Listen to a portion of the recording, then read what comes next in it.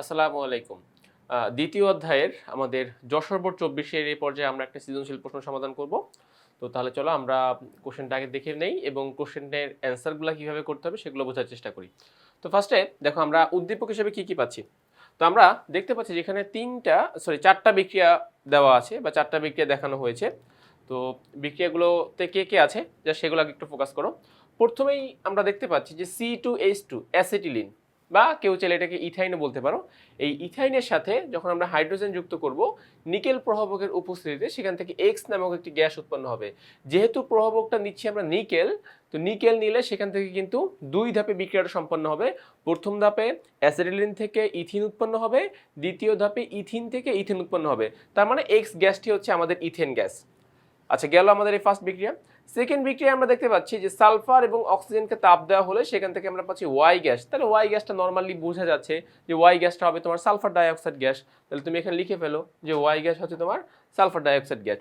আচ্ছা, এবারে নাইট্রোজেন এবং হাইড্রোজেন বিক্রিয়া করে তৈরি করতেছে জেড গ্যাস। তাহলে জেড গ্যাস কি হতে পারে? জেড গ্যাস হতে পারে অ্যামোনিয়া গ্যাস, কারণ আমরা জানি যে হাইড্রোজেন এবং নাইট্রোজেনের সমন্বয়ে অ্যামোনিয়া তৈরি করা যায়।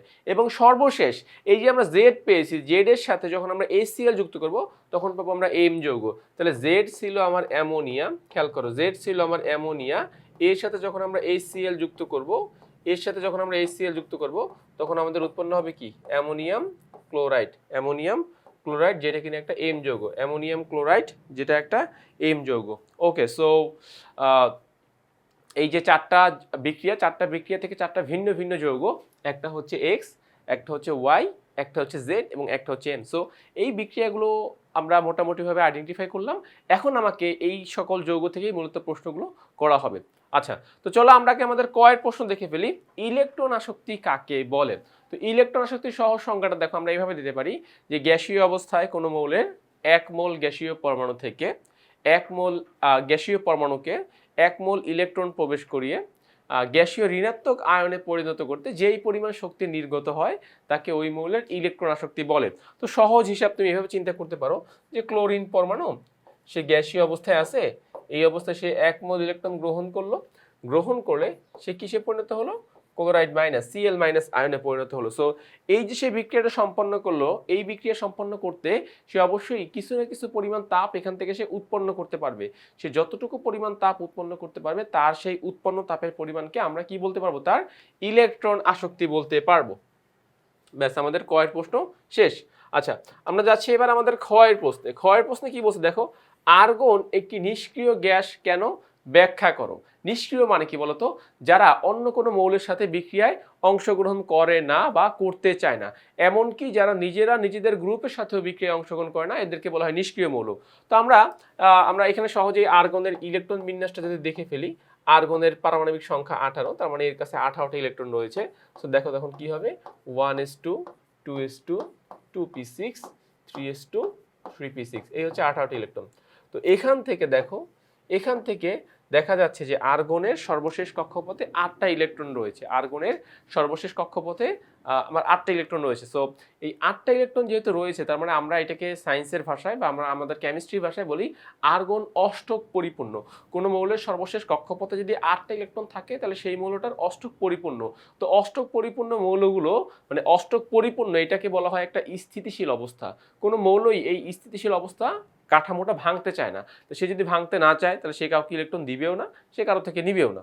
তো যেহেতু সে ইলেকট্রন দিচ্ছে না বা নিচ্ছে না, এই জন্যই কিন্তু আর্গন যে তার নিষ্ক্রিয় ধর্ম, সেই নিষ্ক্রিয় ধর্ম প্রদর্শন করেছে।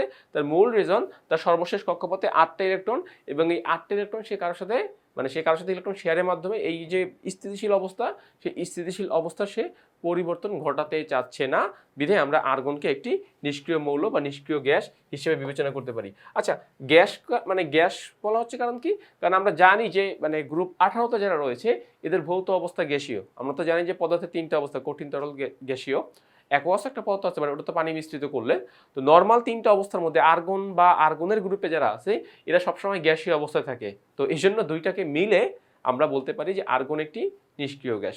ওকে, গেল এটুকু। আমরা যাচ্ছি এর পরবর্তী প্রশ্নে। দেখো কি বলতেছে যে XYZ এর ব্যাপন হারের ক্রম বিশ্লেষণ করো। এর ব্যাপন হারের ক্রম বিশ্লেষণ করো। ওকে, তো তাহলে আবার একবার শুরুতে যেতে হচ্ছে যে আমাদের কে কে ছিল, মনে আছে কিনা দেখি তোমাদের। এক্স কে ছিল, আমি এবার সংকেতটা ফুললি লিখে দিই। এক্স ছিল আমাদের ইথেন, এক্স গ্যাস ছিল আমাদের ইথেন। ওয়াই কে ছিল, ওয়াই ছিল আমাদের সালফার ডাইঅক্সাইড। জেড কে ছিল আমাদের, জেড ছিল আমাদের অ্যামোনিয়া, জেড ছিল কি আমাদের অ্যামোনিয়া। সো তিনটা গ্যাস, সালফার ডাইঅক্সাইড, তারপরে অ্যামোনিয়া, তারপরে ইথেন। তো এই তিনটা গ্যাস এর ব্যাপন হার কম্পেয়ার করতে বলছে। তো আমরা আমাদের ব্যাপন হার নির্ণয় করার যে সব থেকে মানে সহজ, মানে যেটা আমরা সবসময় ফলো করি, আণবিক ভরের সাহায্যে বের করা। তো আমাদের এখন কাজ হবে এই যে তিনটা গ্যাস রয়েছে, এই তিনটা গ্যাসের আণবিক ভরটা বের করা। দেন আণবিক ভর বের করে আমরা এখান থেকে ডিসিশন দিব যে হ্যাঁ এই গ্যাসের আণবিক ভর বেশি বিধে এর ব্যাপনের হার কম হবে, আর এই গ্যাসের আণবিক ভর কম বিধে তার ব্যাপনের হার বেশি হবে। ওকে, তো আসো এখন এখান থেকে যদি তুমি এর ভরটা বের করো, খেয়াল করো আমরা যদি ভর বের করতে চাই তাহলে কত হবে। কার্বন আছে কয়টা, দেখো কার্বন আছে দুইটা, তার মানে আমরা এরকম লিখতে পারি 2 × 12, মানে একটার ভর 12 করে। হাইড্রোজেন কয়টা, 6টা, তার মানে 1 × 6, তাহলে কত হচ্ছে 24 এর 6 30। তাহলে আমাদের এই গ্যাসের, আমাদের আচ্ছা আমরা এটা এখানে লিখে ফেলি, আমাদের এই গ্যাসের আণবিক ভর পাচ্ছি আচ্ছা আমরা 30, এই গ্যাসের আণবিক ভর আমরা 30 পাচ্ছি। ওকে, সো আচ্ছা এটাকে আর একটু সুন্দর করে লিখে দিই আমরা।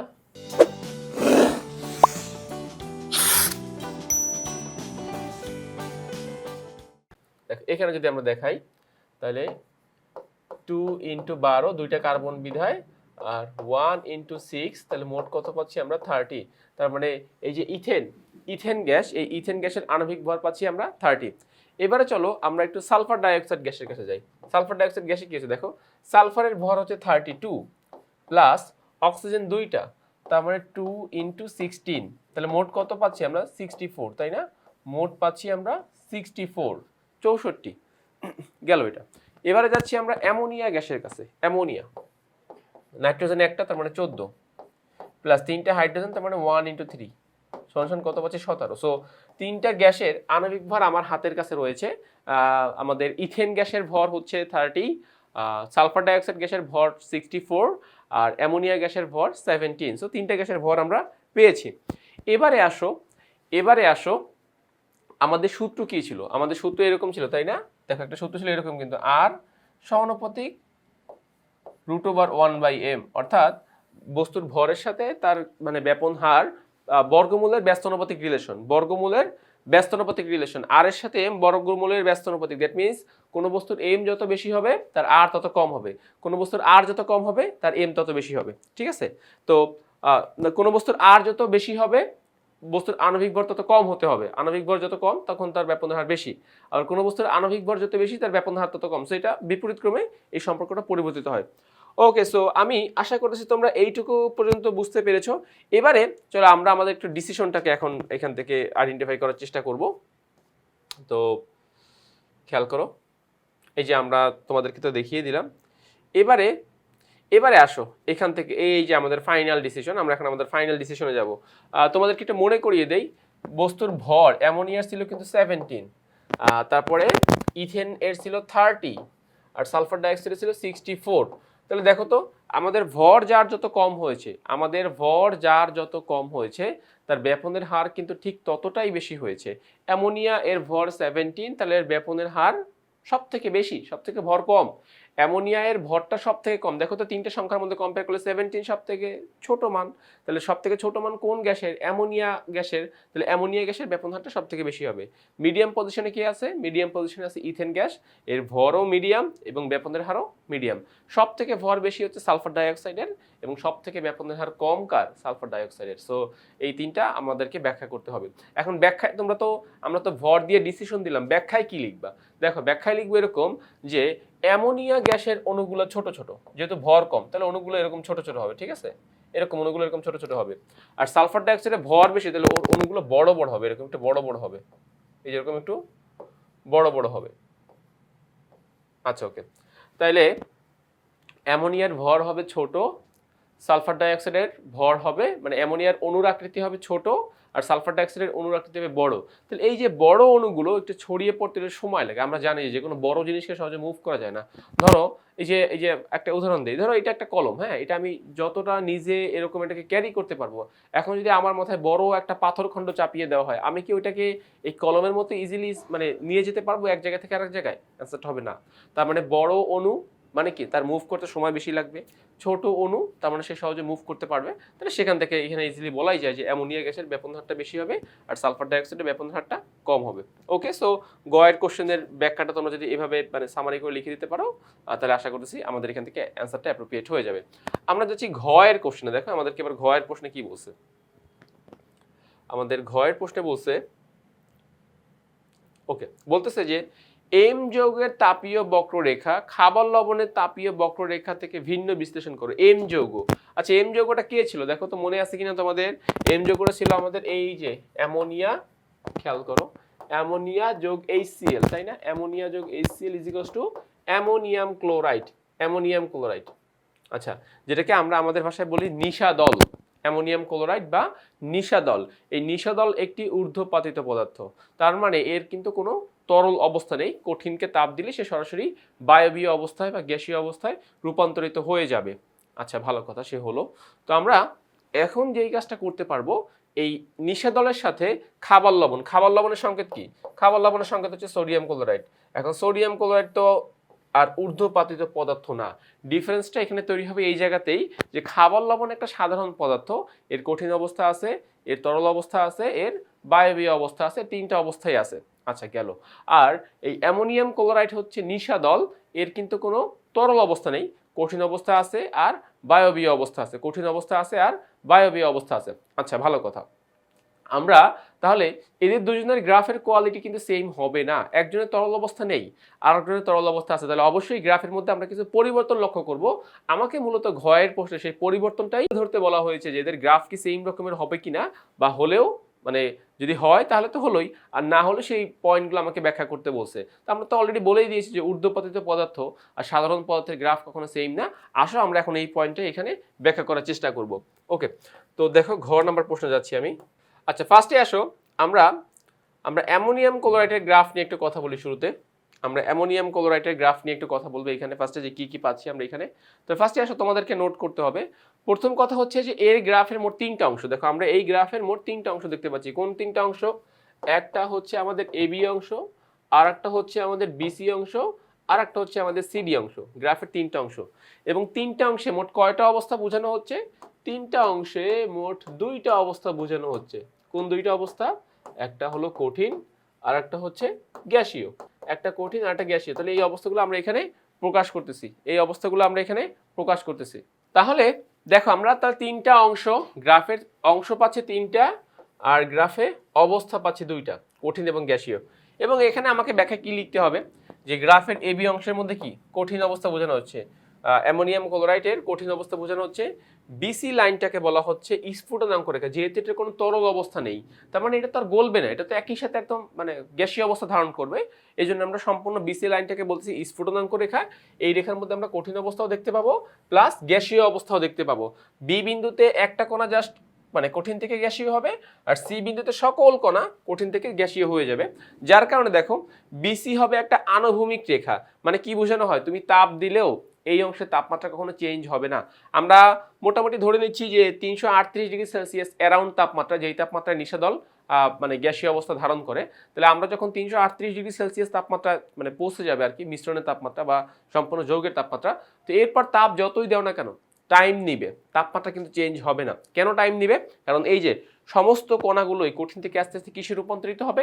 গ্যাসীয় কণায় রূপান্তরিত হবে। তো আমার সি বিন্দুতে সমস্ত কণাগুলো গ্যাসীয় হয়ে যাবে। এরপরে যদি আমি আবার তাপ দেই তখন কি হবে? সেই গ্যাসের তাপমাত্রা আস্তে আস্তে বাড়বে এবং গ্যাসীয় অবস্থা থেকে তারা তো আস্তে আস্তে পাত্র থেকে বেরিয়ে যাবে যদি আমি খোলা পাত্রে বিক্রিয়া সম্পন্ন মানে খোলা পাত্রে এই কাজটা করে থাকি। তো ওভারঅল আমাকে ব্যাখ্যা এরকম তিনটা পয়েন্টকে এক্সপ্লেন করতে হবে। তাহলে মূল ফোকাস থাকবে দুইটা জিনিসের প্রতি। নাম্বার 1, এই গ্রাফের মোট তিনটা অংশ AB, BC, CD, আর এই গ্রাফের মোট দুইটা অবস্থা কঠিন এবং গ্যাসীয়, তিনটা অংশ এবং দুইটা অবস্থা। সো এগুলো আমরা এখানে খুব সহজেই কি করতে পারবো, ব্যাখ্যা করে দিতে পারবো। তাহলে আমাদের মোটামুটিভাবে ঊর্ধ্বপতিত পদার্থ রিলেটেড যে ব্যাখ্যাগুলো, সেই ব্যাখ্যাগুলো মোটামুটি হয়ে যাবে। আচ্ছা, তো আমি আশা করতেছি তোমরা এইটুকু অংশ প্রপারলি বুঝতে পেরেছো। এবারে যাচ্ছি আমরা অ্যানাদার যে বিক্রিয়া আছে, অ্যানাদার যে অবস্থা আছে সেই অবস্থায়। দেখো এই যে এটা ফলো করো। এবারে যাচ্ছি আমরা খাবার লবণের সোডিয়াম ক্লোরাইড এর তাপীয় বক্ররেখা যাচ্ছি। তাহলে এটা হচ্ছে আমাদের খাবার লবণের তাপীয় বক্ররেখা। নেক্সটে আসো, তাহলে আমরা কিন্তু আমাদের আগের গ্রাফের পয়েন্টগুলো নোট করেছিলাম, দুইটা অবস্থা বোঝানো হচ্ছে আর তিনটা পয়েন্ট বোঝানো হচ্ছিল। এবারে দেখো তো গ্রাফের মোট কয়টা পয়েন্ট, এবার গ্রাফের মোট 5টা পয়েন্ট। আচ্ছা, আমি পয়েন্টগুলো একটু নোট করি। গ্রাফের পয়েন্ট আছে কি কি, গ্রাফে পয়েন্ট আছে এবি পয়েন্ট, তারপরে পয়েন্ট আছে কি বিসি পয়েন্ট, তারপরে পয়েন্ট আছে কি সিডি পয়েন্ট, তারপরে পয়েন্ট আছে কি ডিই পয়েন্ট, তারপরে পয়েন্ট আছে কি ইএফ পয়েন্ট। এই মোট 5টা পয়েন্ট, ঠিক আছে। আর তিনটা অবস্থা, 5টা পয়েন্ট আর অবস্থা কয়টা, তিনটা। সেই তিনটা অবস্থা কি কি বলতো, কঠিন, তরল, বায়বীয়। কঠিন, তরল, বায়বীয়। সো আমাকে মনে রাখতে হবে এই গ্রাফটার মোট 5টা পয়েন্ট, তিনটা অবস্থা। তাহলে কিন্তু আমাদের আগের গ্রাফের সাথে দেখো চেঞ্জ হয়ে যাচ্ছে সম্পর্কটা। আগের গ্রাফের পয়েন্ট ছিল 3টা আর অবস্থা ছিল 2টা, আর এবার গ্রাফের অবস্থা 3টা আর পয়েন্ট 5টা। সো দেখো এই যে এক্সট্রা 2টা পয়েন্ট বেড়ে যাচ্ছে এবং একটা অবস্থা বেড়ে যাচ্ছে, এইটাই মূলত দুইটা গ্রাফকে পৃথক করেছে। তো আসো আমরা এখন এটাকে এভাবে এক্সপ্লেন করে দিতে পারি যে সোডিয়াম ক্লোরাইড খাবার লবণ। তো তোমরা মনে রাখবা যে খাবার লবণের যেই তাপমাত্রায় গলে যায় সেটা হবে 801 ডিগ্রি সেলসিয়াস, 801 ডিগ্রি সেলসিয়াস। এবং যেই তাপমাত্রা সে বাষ্পীভূত হয় সেটা হচ্ছে 1465 ডিগ্রি সেলসিয়াস, ঠিক আছে। সো খাবার লবণ সাধারণত 801 ডিগ্রি সেলসিয়াস তাপমাত্রায় গলে যায় আর 1465 ডিগ্রি সেলসিয়াস তাপমাত্রা সে বাষ্পীভূত হয়।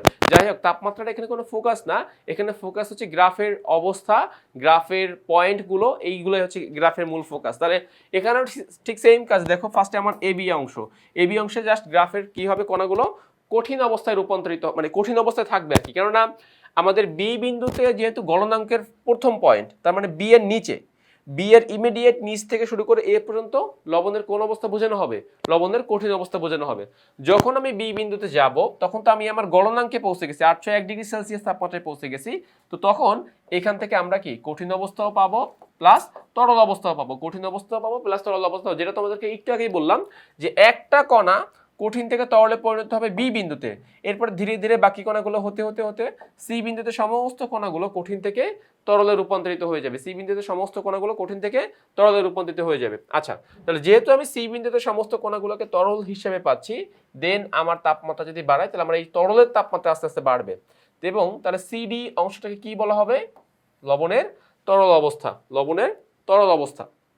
আচ্ছা, ডি বিন্দুতে একটা কণা তরল থেকে বায়বীয় কণায় রূপান্তরিত হবে, মানে তরল থেকে বায়বীয় অবস্থায় রূপান্তরিত হবে। এবং ধীরে ধীরে ধীরে ধীরে ধীরে ধীরে যতগুলো কণা ছিল লবণের সমস্ত কণাগুলো ডি থেকে ইতে তরল থেকে বায়বীয় অবস্থায় রূপান্তরিত হবে, তরল থেকে বায়বীয় অবস্থায় রূপান্তরিত হবে। আচ্ছা, এরপরে দেখো ই থেকে যখন আমি, তাহলে আমার ইতে কিন্তু সমস্ত কণাগুলো বায়বীয় অবস্থায় রূপান্তর হয়ে গেছে। এরপরে যখন আমি ই থেকে এফ এ যাব, যখন আমি ই থেকে এফ এ যাব তখন সেগুলো কিন্তু এই বায়বীয় অবস্থারই তাপমাত্রা ধীরে ধীরে বাড়বে, বায়বীয় অবস্থার তাপমাত্রা ধীরে ধীরে বাড়বে। তাহলে টোটাল এইখানে যে অবস্থাগুলো আমরা পাচ্ছি মোট 5টা পয়েন্ট, একটা হচ্ছে এ বিতে পাচ্ছি কঠিন, বিসিতে কঠিন কণাও পাচ্ছি, তরল কণাও পাচ্ছি, সিডিতে শুধুমাত্র তরল কণা পাচ্ছি, ডিইতে তরল কণাও পাচ্ছি, গ্যাসীয় কণাও পাচ্ছি, আবার ইএফ এ পাচ্ছি শুধুমাত্র গ্যাসীয় কণা। তো এই যে দেখো আমার 5টা অংশ 3টা অবস্থা, তার মানে কি আমার আগের গ্রাফের থেকে এই গ্রাফের যেই ব্যাখ্যা, যেই অবস্থা, যেই অংশ সবকিছুই কিন্তু একটু ডিফারেন্ট হচ্ছে, বরঞ্চ এটাই আরো বেড়ে যাচ্ছে, এটার অবস্থাও বেশি, এটাই গ্রাফের অংশগুলোও বেশি। তো তোমাদেরকে তোমাদের অ্যান্সারের মধ্যে এই পয়েন্টগুলো তোমাকে সুন্দর মতো তুলে ধরতে হবে যে হ্যাঁ আমার এই গ্রাফের মধ্যে এটা রয়েছে আর এই গ্রাফের মধ্যে এই এই অংশগুলো বা এই পয়েন্টগুলো রয়েছে। তাহলে আশা করতেছি তোমাদের ঘয়ের অ্যান্সারও খুব সুন্দরভাবে মানে ফলো করা হয়ে যাবে, প্লাস তোমরা এখান থেকে একটা ফাইনাল মার্কস তোমরা পেয়ে যাবা। তো তাইলে আমরা ক খ গ ঘ 4টা প্রশ্নের অ্যান্সার এই যশোর বোর্ড 2000 যেই কোশ্চেনটা আমরা সমাধান করলাম 2024-এর এই প্রশ্নের 4টা প্রশ্নেরই অ্যান্সার কিন্তু আমি তোমাদেরকে বুঝিয়ে দিলাম। আশা করছি তোমরা বুঝতে পেরেছো।